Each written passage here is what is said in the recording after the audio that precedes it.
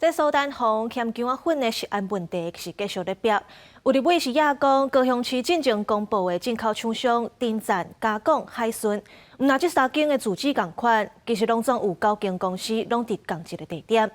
警方昨去稽查，嘛甲海顺的负责人带走。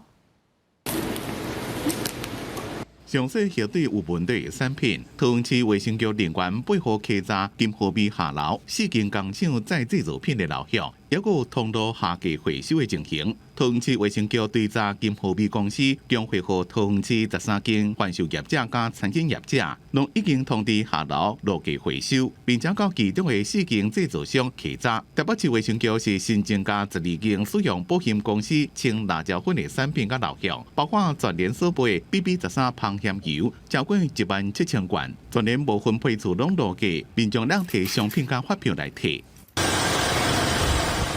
调查局人员找背到进口苏丹红辣椒粉的高雄丁站公司调查，因为有立委讲，这边牵涉到苏丹红事件的丁站、嘉港、甲海顺等公司，拢伫咧同一个地址。检方去海顺公司调查，有员工伫咧款物件，海顺的负责人被检方查走。卫生部食药署宣布，应应立法院的要求，全台湾学校的营养午餐禁用辣椒粉1个月。行政院长陈建仁讲，这是系统性的事件，中央会做跨部会小组追查。另外，大家也伫咧关心一个问题，就是苏丹红色素敢会致癌。卫生部顺线向下追查，启动厂商自主检验。因那边境自初7开始，无分来源国家，只要输入台湾的辣椒粉，拢会检测苏丹红色素。在边境的部分，只要被我们查到有不合格的